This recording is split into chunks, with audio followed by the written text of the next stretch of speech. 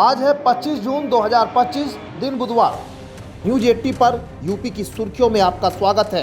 चलिए देखते हैं यूपी की 15 खबरें फटाफट अंदाज में। बैंक ऑफ बड़ौदा की रिपोर्ट के अनुसार विकास और बुनियादी ढांचे पर खर्च के मामले में उत्तर प्रदेश देश में पहले स्थान पर है।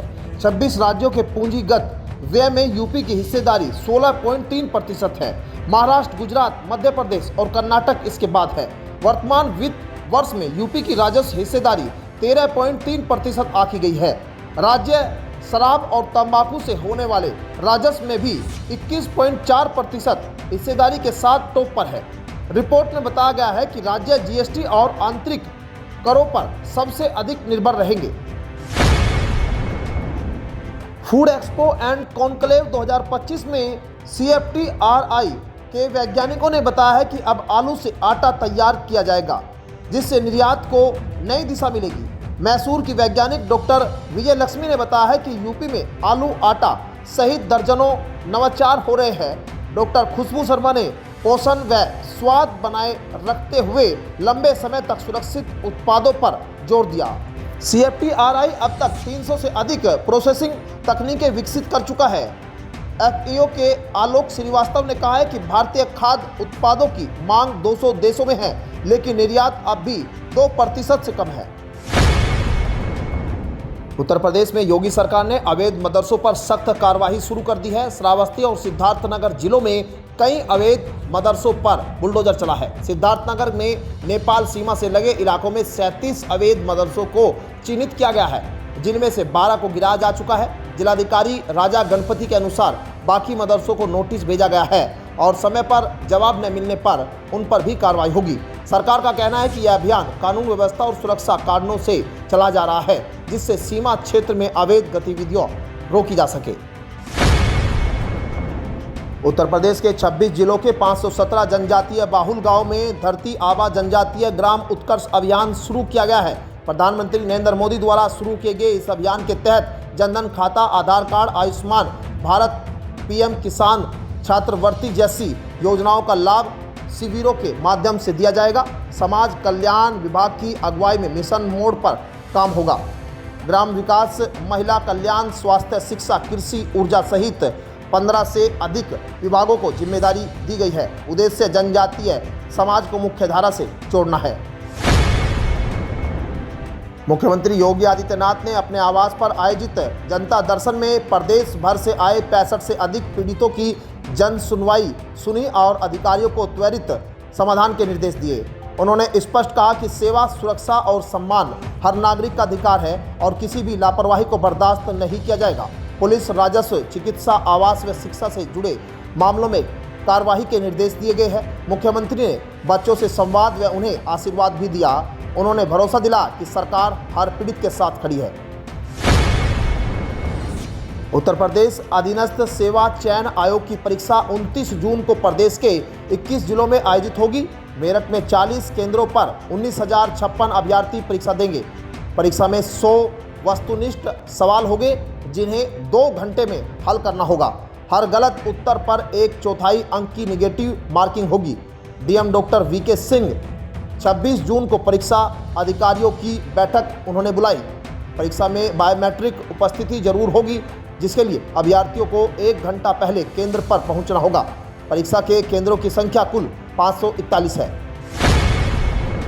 काशी में श्री काशी विश्वनाथ धाम से दशाश्वमेध घाट तक 4.5 मीटर चौड़ा गंगा घाट पाथवे बनाया जाएगा, जिससे पर्यटक बाबा के दर्शन के बाद सीधे गंगा आरती देख सकेंगे।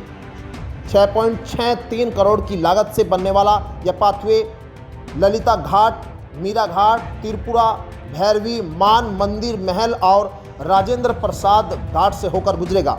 इससे बुजुर्गों और बच्चों को सुगम व सुरक्षित आवागमन मिलेगा। मंडलायुक्त के निर्देश पर UPPCL इस योजना को क्रियान्वित कर रहा है। पाथवे के साथ साइनेज, विश्राम स्थल, छतरिया और प्रकाश व्यवस्था भी विकसित की जाएगी। उत्तर प्रदेश सरकार ने उच्च शिक्षा को बढ़ावा देने के लिए 71 नए राजकीय महाविद्यालय खोलने का फैसला किया है, जो सत्र 2025-26 से शुरू हो गए। कला, वाणिज्य और विज्ञान संकाय में स्नातक स्तर की पढ़ाई होगी। इन कॉलेजों के लिए 4.90 करोड़ रुपए का बजट मंजूर हुआ है। बलिया के बैरिया और गाजीपुर में गहमर, जमानिया में कॉलेजों को लेकर खास उत्साह है। युवाओं को अब अपने क्षेत्र में ही उच्च शिक्षा का अवसर मिलेगा। शिक्षकों के पद पहले ही मंजूर हो चुके हैं और पढ़ाई की तैयारी तेजी से चल रही है। उत्तर प्रदेश सरकार ने जल संरक्षण के लिए बड़ा कदम उठाते हुए जल बचाओ मिशन की शुरुआत की है। इसके तहत 2.35 लाख सरकारी और अर्ध सरकारी भवनों पर रेन वाटर हार्वेस्टिंग सिस्टम लगाए जाएंगे। अब तक 34,000 भवनों में यह प्रणाली लग चुकी है और 1 लाख से अधिक पर जल्द लगेगी। अयोध्या, गोंडा, बहराइच जैसे 16 जिलों में 100% लक्ष्य पूरा हो चुका है। यह अभियान केंद्र की कैच द रेन 2025 योजना के तहत चल रहा है। इसका उद्देश्य भूजल स्तर बढ़ाना और जल संकट को रोकना है।